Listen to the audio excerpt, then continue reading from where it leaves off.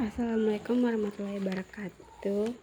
Perkenalkan, nama saya Sri Utami Fadila dengan NPM 033323111067.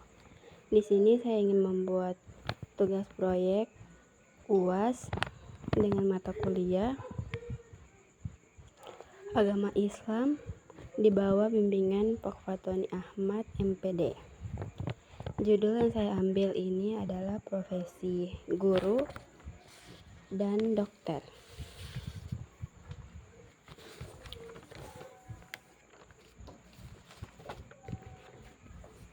Profesi guru adalah orang yang memiliki latar belakang pendidikan, keguruan yang memadai. Keahlian guru dalam melaksanakan tugas-tugas kependidikan diperoleh setelah menempuh pendidikan keguruan tertentu. Dan kemampuan tersebut tidak dimiliki oleh warga masyarakat pada umumnya yang tidak pernah mengikuti pendidikan keguruan. Maka Gainasar M. 1996, profesi adalah seseorang yang memiliki latar belakang pendidikan keguruan yang memadai. Keahlian guru dalam melaksanakan tugas-tugas kependidikan diperoleh setelah menempuh pendidikan keguruan tertentu. Nasanium Y 1998 mengatakan profesi guru yaitu kemampuan yang tidak dimiliki oleh warga masyarakat pada umumnya yang tidak pernah mengikuti pendidikan keguruan. Ada beberapa peran yang dilakukan guru sebagai tenaga pendidik, antara lain: yang pertama, sebagai pekerja profesional dan fungsi mengajar, membimbing, dan melatih. Yang kedua, pekerja kemanusiaan dengan fungsi dapat merealisasikan seluruh kemampuan kemanusiaan yang dimiliki. Yang ketiga, sebagai petugas masyarakat dengan fungsi mengajar dan mendidik masyarakat untuk menjadi warga negara yang baik. Menurut Garberrat Z 1999, profesi guru adalah orang yang bekerja atas panggilan hati nurani dalam melaksanakan tugas pengabdian dalam masyarakat. Bedanya didasari atas dorongan atau panggilan hati nurani, sehingga guru akan merasa senang dalam melaksanakan tugas berat mencerdaskan anak didik. Penader mengemukakan profesi guru adalah keahlian dan kewenangan khusus dalam bidang pendidikan, pengajaran, dan pelatihan yang ditentukan untuk menjadi mata pencarian dalam memenuhi kebutuhan hidup yang bersangkutan. Guru sebagai profesi berarti guru sebagai pekerja yang memasyarakatkan kompetensi atau keahlian dan kewenangan dalam pendidikan dan pembelajaran agar dapat melaksanakan pekerjaan tersebut secara efisien dan efektif. Adapun mengenai kata profesional, Uzair Urman memberikan suatu kesimpulan bahwa suatu pekerja yang bersifat profesional memerlukan beberapa bidang ilmu yang secara sengaja harus dipelajari dan kemudian diaplikasikan bagi kepentingan umum. Kata profesional itu sendiri berasal dari kata sifat yang berarti pencaharian dan sebagai kata benda yang berarti orang yang mempunyai keahlian seperti guru, dokter, hakim, dan sebagainya.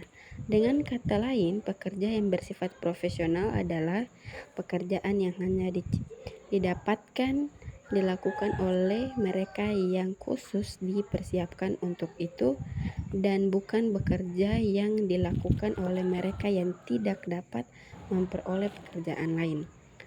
Maka pengertian guru profesional adalah orang yang memiliki kemampuan dan keahlian khusus dalam bidang keguruan sebagian mampu melakukan tugas dan fungsinya sebagai guru dengan kemampuan yang maksimal. Baik itu adalah pengertian dari profesi guru. Sekarang yang kedua yaitu profesi dokter. Profesi dokter merupakan salah satu profesi yang sangat dihormati di Indonesia. Hal ini didasarkan beban tanggung jawab yang dimiliki oleh profesi dokter. Untuk meraih karir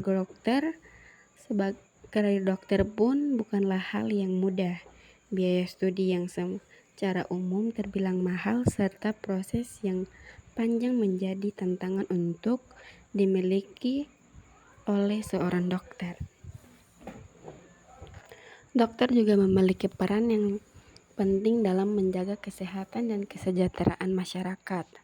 Seorang dokter memiliki pengaruh dan keterampilan yang diperlukan untuk mendiagnosa, merawat, dan menyembuhkan berbagai macam penyakit, serta memberikan saran dan pengobatan kepada pasien. Tugas seorang dokter meliput beberapa hal, yaitu yang pertama, melakukan pemeriksaan kesehatan. Seorang dokter bertugas melakukan pemeriksaan kesehatan secara menyeluruh terhadap pasien. Mereka menggunakan berbagai macam alat dan tes medis untuk membantu proses diagnosa penyakit. Yang kedua, mendiagnosa penyakit. Setelah melakukan pemeriksaan kesehatan, seorang dokter bertugas untuk mendiagnosa penyakit dengan akurat. Mereka menggunakan pengobatan dan keterampilan yang dimiliki untuk menentukan jenis penyakit dan menentukan tindakan pengobatan yang tepat. Yang ketiga, merawat dan menyembuhkan penyakit. Seorang dokter bertanggung jawab memberikan pengobatan yang tepat kepada pasien. Pengobatan dapat berupa obat-obatan, terapi fisik, atau tindakan bedah jika diperlukan. Tindakan dan pengobatan adalah untuk menyembuhkan penyakit dan memulihkan kesehatan pasien. Yang keempat, memberikan dukungan dan saran kesehatan. Seorang dokter tidak hanya memberikan dukungan dan saran kesehatan kepada pasien. Mereka memberikan informasi tentang cara menjaga kesehatan dan mencegah penyakit yang dapat membantu pasien merasa lebih baik. Yang kelima, mencegah penyebaran penyakit. Seorang dokter bertanggung jawab untuk memastikan bahwa pasien tidak menyebarluaskan penyakit kepada orang lain. Mereka memberikan saran dan tindakan pencegahan yang tepat kepada pasien untuk memastikan penyebaran penyakit dapat dihindari. Yang keenam, yaitu yang terakhir, membantu pemerintah dalam menjaga kesehatan masyarakat. Seorang dokter juga bertugas untuk membantu pemerintah dalam menjaga kesehatan masyarakat. Mereka terlibat dalam program-program kesehatan seperti program imunisasi, penanggulangan wabah penyakit, dan lain-lain sebagainya. Baik, itu saja yang dapat saya sampaikan. Wabillahi taufiq wal hidayah. Wassalamualaikum warahmatullahi wabarakatuh.